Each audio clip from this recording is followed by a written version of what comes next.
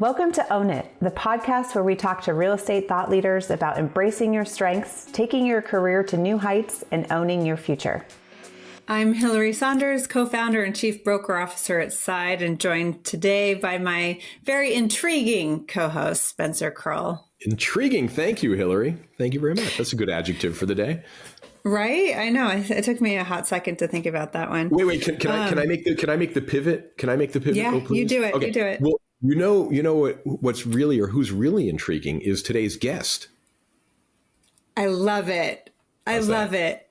Valerie Alexander is someone who, quite frankly, is my new girl crush superhero that I'm going to live up and aspire to be just like when I grow up. She has written umpteen books. She has a career that has spanned a vast amount of different experiences, life experiences, professional experiences. And the piece that I'm so excited about, and that we're going to dive into today, among other things, is that she is literally the expert on happiness in the workplace. And her talks, her TED Talks have been viral, her talks on unconscious bias, and she's literally the expert in happiness. And so I'm so excited, beyond other things. So Valerie, welcome to Own It. And I can't wait to get into your laundry list of accomplishments and experiences in just a minute. But welcome to Own It. Oh, thank you so much, Hillary and Spencer. It is such a joy to be here. I can't wait to dive into all of this. This is so exciting. So I was looking through your history, and then I was reading at the very, very little bottom, there's a little line that says you were the world's worst waitress. So how did that experience shape your now focus on diversity, equity, and inclusion and happiness in the workplace?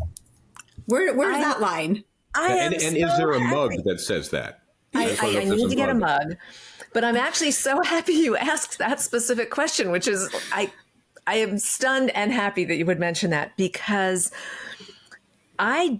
in hindsight, I wasn't the world's worst waitress. I was a waitress for the world's worst management.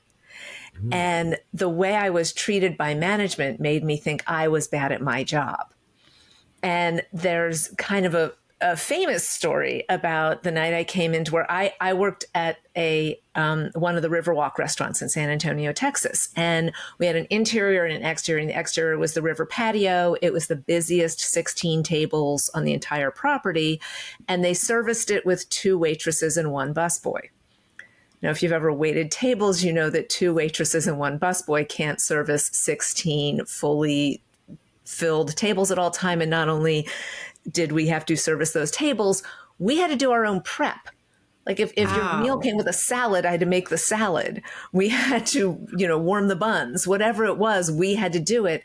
And so one night I came in and they told me the other waitress wasn't going to make it that night. She'd called in sick, so I had the patio to myself. And I said, oh, no problem. It'll just be cocktails, right? Because that's what we did when it got way too busy. And they were like, no, dinner service. I said, no, I can't serve dinner to 16 tables. And my manager knew that was the case. I couldn't. So she asked the food and beverage manager. It was in a hotel. She asked the food and beverage manager at the hotel. And he said, quote, the blank corporation is not giving up a night of dinner service because some waitress doesn't want to do her job. Mm. And she came back to me. I explained, I can't do this. It's not going to be possible. So she went to the hotel assistant manager and he said, no, we're still doing dinner service. And she said, well, then Valerie won't be very happy about that. And his reply, because I was in the kitchen when this conversation took place and I overheard it, his reply was, why should I care if some waitress is happy? Well, and then we dropped the mic. Yeah. Well, yeah. I will say 2.5 hours later, that question got answered for him spectacularly. Mm. So a little later, if we want, I can share the full story of what happened that night. But well, certainly after the podcast, I want to hear what happened that night. That's amazing. It involved them being stuck with 16 tables full of diners and no waitress. Mm. Yeah. That impressive. Well, I'm proud of you back then for sticking up for yourself and making a statement and owning your situation. So how did you decide that you wanted to go into this career of being the expert in happiness and writing multiple books on happiness? One as a second language, which is a guidebook. It's amazing. And more particularly, how women can succeed in the workplace. Because I know happiness, at least for me, I'll raise my hand, is a big part of what I do. Is my job is not a job because I love, helping other people in real estate. So how did you decide to go into that arena? I married my husband in 2006, and then we were both members of the Writers Guild of America, which went on strike in 2007. Not as a successfully run strike as this last one. Thank God for the last strike and the leadership that were in charge of this, and congratulations to everyone in the Guild for what we were able to achieve.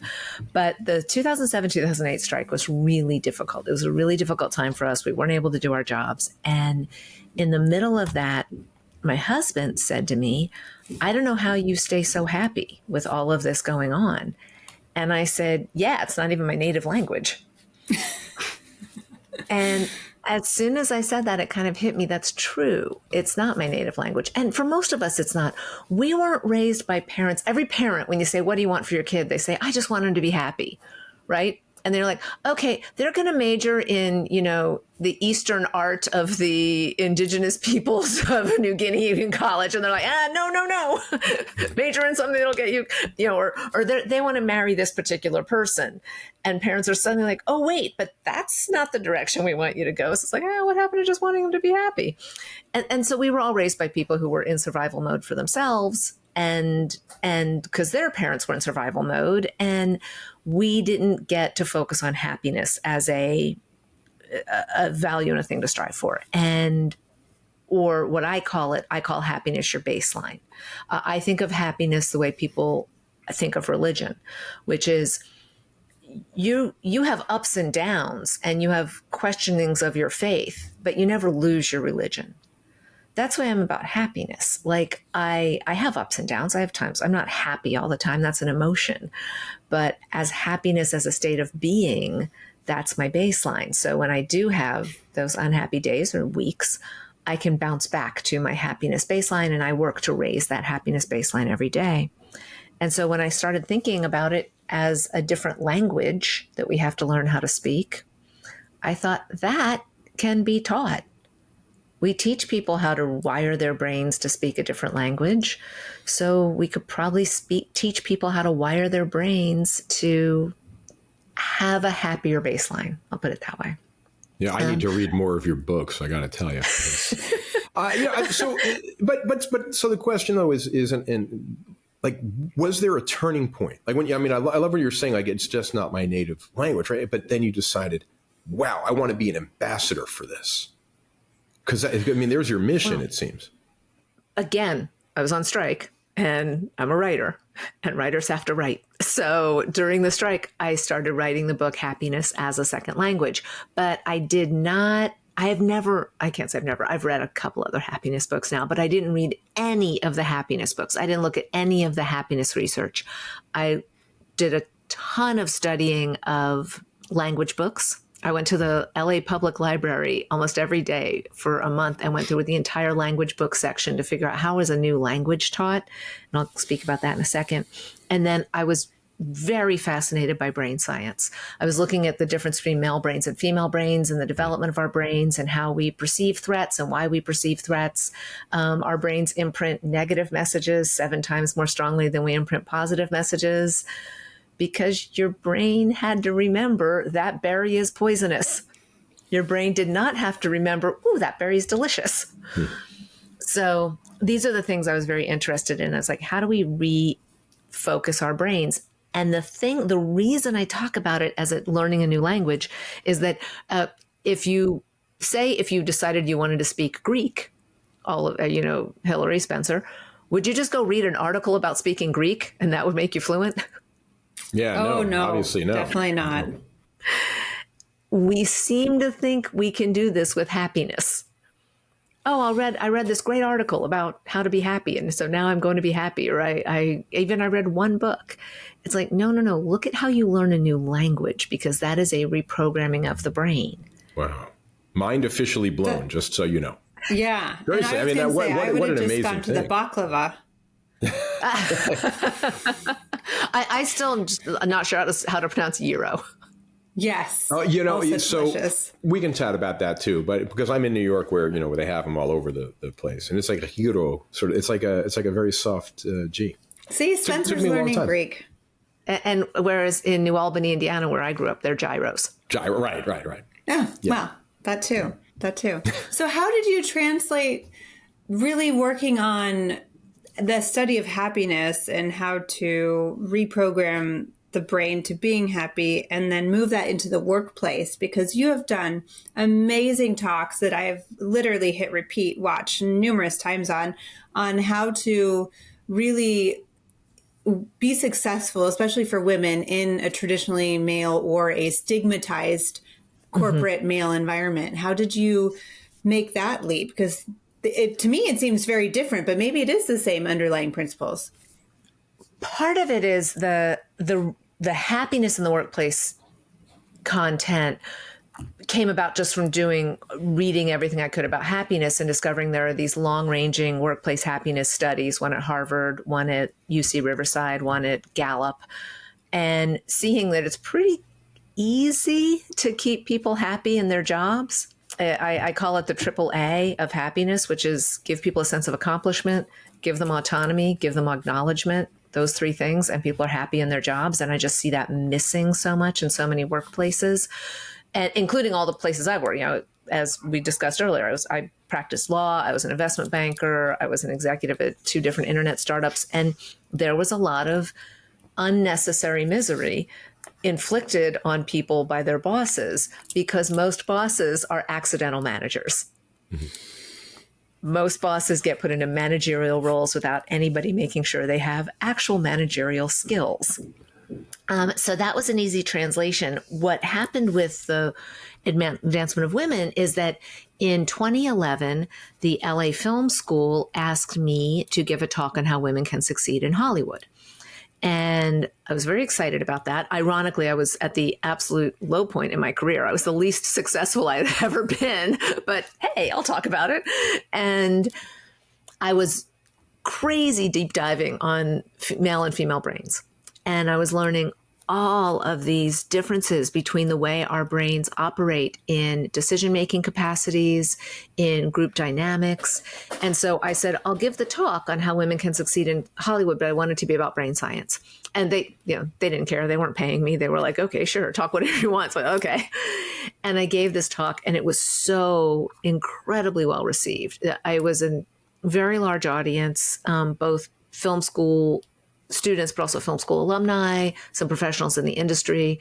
And then I was being asked to give that talk in other places. Mm-hmm. And so that became a bit of a career, giving the How Women Can Succeed in Hollywood talk, but then it became How Women Can Succeed in other areas. And I have I have specialties around law firms, because I know that one very specifically. I have specialties around finance, because I had done that industry as well.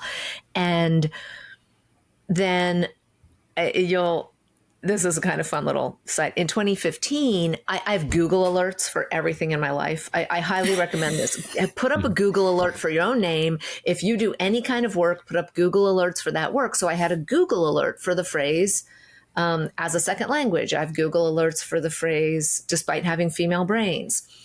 And I got suddenly one day, boop, boop, boop, boop, boop, boop, boop, all these Google alerts for my name, not my name, I'm sorry, for all the content for my talk. And I opened it up, and it was a blog post that a woman who had clearly been in one of my talks just posted as a blog post the entire content of the talk, but not with my name on it anywhere. Oh, nice. Yeah. And so the first thing I thought is, what can I do to her? And then I was like, nope, do it right. So I took every version of the talk I'd ever done. I condensed it into a book, because by that point I already owned the publishing company, the As a Second Language publishing arm.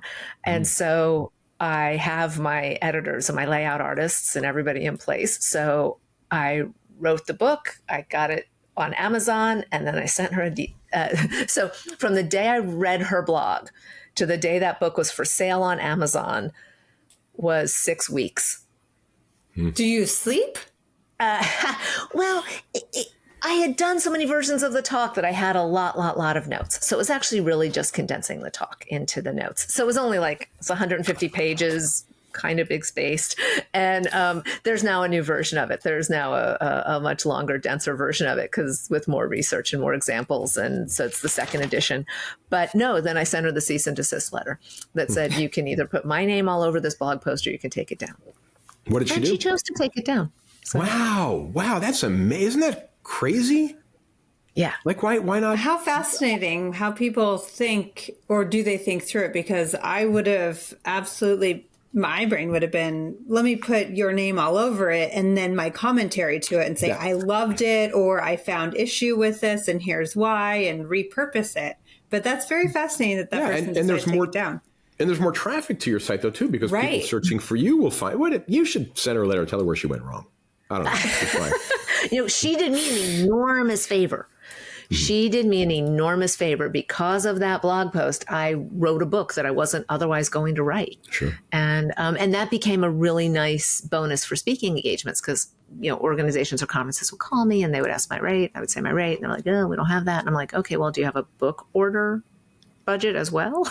So worked out really well. That's smart. You said something that I wanted to touch on and get your opinion with, since when we talked previously, it was in the context of real estate and our space. A lot of people that Spencer and I work with were top producers at prior firms and now have created their own companies. And they've gone from maybe single person boss to now a manager of a team. And you said the 3 A's. I want to get your take on tips or tricks or anything that a top producing agent finding themselves now head of a team or head of a company can take away from what we're talking about to be better managers or to learn how to be a manager. I'm so happy to dive into this. Partly, first important step is to acknowledge that you are not as good a manager as you could possibly be. You can be a better manager than you are right now. And being a better manager is going to get you better outcomes. And the outcomes are off the charts in terms of the statistics around it, not just lower absenteeism and lower turnover, but lower workers' compensation costs, fewer workplace liability incidents, fewer errors on the job. People who are happy in their jobs are just they're the high performing teams is your happy workforce. So how do you have a happy workforce? Well, like I said, there's these 3 long-ranging happiness studies, and they all came to the same conclusion about the number one factor in people loving their jobs. Gallup calls it putting your skills to their best use. UC Riverside calls it the sense of accomplishment you get from your work. Harvard calls it making progress on work that matters. So think about that. Each of you, think about this. When did you love your job? When did you love what you were doing? It was when you were doing it well, when you felt like you were actually accomplishing something. I mentioned I was an investment banker. I was an investment banker for 10 months, and I was very good at it, but I hated it because I couldn't figure out what we were doing to contribute to society. There seemed to be no value add to the work we did, and I just couldn't stand that. All we were doing was rearranging money. And sometimes we were rearranging money for the worse. Like we were making it, a lot of it, but we were making the people the industries we were serving worse off by the rearrangements we chose. And so I couldn't do it. I could not do that job. It was the most I was ever paid for anything. And I still couldn't do that job. And everybody who answers to you wants to feel like at the end of the day, the world was a little bit of a better place than it was at the beginning of the day because of the work they did. Think about this. A lot of companies and unfortunately HR teams, they think that every employee is just trading their hours for dollars. I give you hours and you give me dollars, right? Hours are worth a lot more than dollars. Everybody has the exact same number of hours. And people are going to choose to invest their hours in a way that gives them the greatest fulfillment outside of just dollars. So look at your team. Say, where can I give people a sense of accomplishment? Where can I make people feel like they're making a difference? Where can I let people put their skills to their best use? I have a great, not a horrible story, but my niece is the medical director of a clinic in Seattle right now, which is phenomenal. I'm so proud of her. But she was one of those people who took a little bit longer finding her path in life. And so she got to college. It wasn't quite right for her. She took some time off and she signed up with a temp agency where she was sent to an office and she had to do a lot of tasks. And one of them was filing, which God love this girl. She's not detail oriented. So filing was a little bit of a challenge and she hated it. And then she walked in the office one day and the office manager was crying. She was sitting at her desk crying. And what my niece discovered is that the office manager was responsible for doing the layout of their monthly newsletter, and she hated it. She couldn't understand the program. She was frustrated. And my niece happened to have been the layout editor of her high school newspaper. How funny. So she was like, oh, this is an easy program. She and she just rearranged it. And the office manager's like, blown away. She's like, oh, please, please, please, will you just do this from now on? And my niece was like, well, I kind of have to do all this filing. The office manager's like, nope, I got a number of people who can do filing. You do this. So once a month for 2 days, my niece got to go do the layout of their newsletter. And then the newsletter got much better. Everybody was like, wow, this has gotten amazing. Everybody's happy. The head of HR, who was the head of their division that they all answered to, found out after 3 months. Like, I don't know what the circumstances were, but he went to the office manager and he found out that my niece had been the one who'd been doing the layout. He got extremely angry at everybody involved. He told the office manager that the newsletter was too important for it to be handled by a temp. He accused my niece of trying to get out of her real job. And then because she was temping through a temp agency, he called the temp agency and told them that he thought she wasn't like fulfilling her duties or something. And so the temp agency pulled her and didn't restaff her. And I mean, can you imagine anything more boneheaded?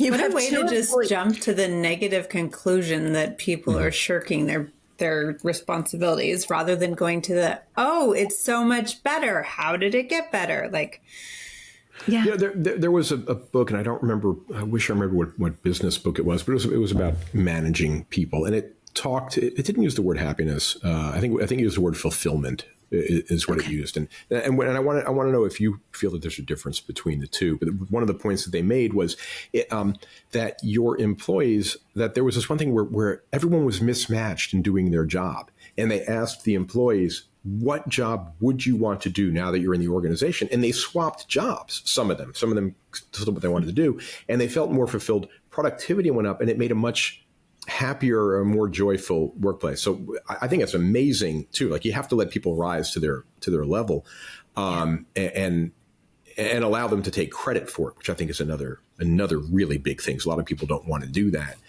Do you see a difference between happiness and fulfillment? I do. And fulfillment is one component of happiness.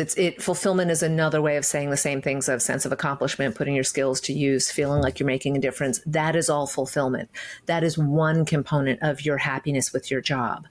The other two components of it are, as we shared earlier, autonomy. People just don't want to be micromanaged once they know how to do their job. And I tell managers, when we ask, how do I become a better manager?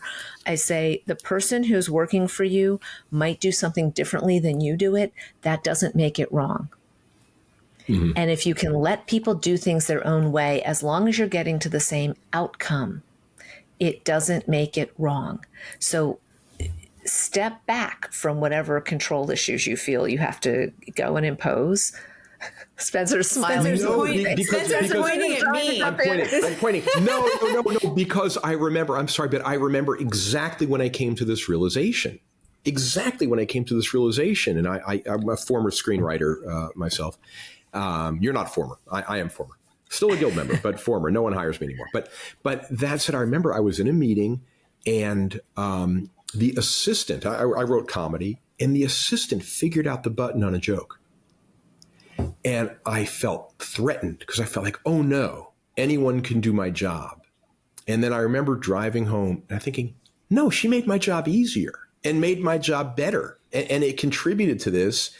And she went on to become a development executive, and we worked together, after that. But it's that whole idea of letting go and allowing, it's seeing that there's space for everybody to work collaboratively. And I just got so excited because I was like, oh my God, I remember that moment for me. Yeah. And making the tent bigger makes everything better. This is part of the inclusion work I do. I try to always convey to people when you are fishing from a bigger pond, you are going to get better fish. And that's why you have to learn how to be inclusive. You have to learn how to let everybody have the opportunity to contribute, let them bring their skills to it. So that's part of autonomy. And then a big part is acknowledgement. So fulfillment, accomplishment, et cetera, is one of those components of people being happy in their jobs. Having the autonomy to do their jobs without being micromanaged is the other component. And then just being acknowledged for it. Like an attaboy every couple of months carries you so much farther. Going back to my waitressing story, the hotel assistant manager's response was, why do I care if some waitress is happy? If instead he had just come to me, if he had come to me directly and said, hey, Valerie, you know what? This situation sucks. And we are so sorry. We have a corporate policy that on weeknights we have to have dinner service. We're going to do everything we can to support you. It's going to be a rough night. But if you can just get through this night, I'll hook you up for 2 nights in the hotel sometime for you and your boyfriend. And we're just going to work through this. Please give us your best. Mm. If he had said that, I would have still been working for them at the end of the night. Wow. Yeah. And so that's, yeah. The one of the things, I have a little technique I talk about when you're a new manager, you aren't trained on how to communicate things to people in terms of assigning tasks, but especially every workplace operates under the tyranny of the urgent. Right. And yeah. And so when something goes wrong, a manager is going to go to somebody and say, hey, stop what you're doing. Go do that. Stop what you're doing. Go do that. Go fix that. Go put out that fire. You can get the same result of getting the fire put out by instead saying, hey, thanks for what you're doing. That's important. This other thing is more important and more urgent right now. I need you to go do that. And when that's taken care of, come back to this first task. Or when that's taken care of, go home for the day. And just listen to the difference from the employee's perspective, because here's the worst part. Talk about robbing someone of their sense of accomplishment. Somebody's working on task A. You say, go put out the fire at task B. They go put out that fire, and it's the end of the workday. They're not going home thinking, I put out a fire. I fixed the problem. They're going home thinking, oh, I didn't finish task A. Mm-hmm. I didn't do my job. That you literally rob them of that sense of accomplishment. So let people know that you know they can handle it. Give people confidence. Tell them you have confidence in their abilities. Everyone will always rise to the level of your expectations. I promise you. I always ask people, do you ever have a coach or a boss or a teacher who had low expectations of you? How did you respond to that? Mm-hmm. Versus, it's like a spiral down to the bottom. It really is. I want to take a big step back where we were talking about the difference between fulfillment and happiness, because the biggest thing I get asked all the time, a corporation, the HR department will want to bring me in to talk about happiness, but they're like, but we can't sell that to our boss. Will you talk about engagement instead? Like, sure. I'm happy to talk about engagement, because guess what? It's the exact same managerial skills that get you happiness and engagement. But engagement is about the boss. Engagement is about the employer. It's about the company. It's about what they want. They want the engaged workforce. The workers don't care about engagement. Nobody ever got home at the end of the day and is like, oh, I'm so disengaged in my job. They're like, no, like, oh, this job makes me miserable. The example I always use is, how would it go with your spouse if you said, I'd like to make you more engaged in this relationship? Versus, or I'd like to make you happier. Yeah. If someone says to you, I'd like to make you happier, you're like, yes, I would like that too. If someone says, I'd like to make you more engaged, that's saying you're not doing your part. Right. Yeah. Well, you said, it's interesting because a lot of entrepreneurs in general, right? They're out, they're really excited. They get a lot of fulfillment from creating their own companies, their own brands. But that's an uphill road to climb, right? You've got to make sure that you have the right team members, the right workforce. We talked about making sure that you are the right type of manager, that you have that skill set. But also, one thing is bringing on the right team members. How does that entrepreneur combat or be aware of their own personal implicit biases? Because you talk so eloquently on a few TED Talks and a couple other places that I've listened to about implicit bias, unconscious bias, and how to really be aware of it and then advance your own company by just recognizing. So how does somebody even start? The first thing is required is acknowledging we all have bias.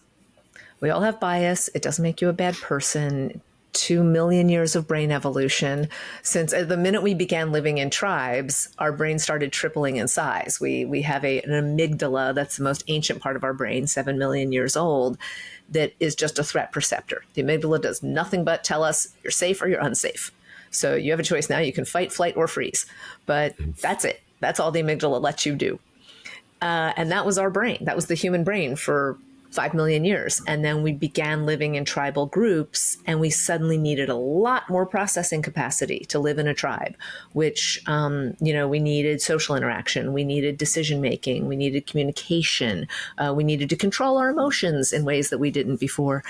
And so our prefrontal cortex evolved into existence at that time. Which controls all of that. Well, think of the amygdala as the tough older brother in the brain and the prefrontal cortex as the sensitive younger brother in the brain. And when a tough older brother and a sensitive younger brother are alone together and they want the same thing, they both want the same toy, they both want the last cookie, they both want to control the remote, who wins that fight? The sneakiest one.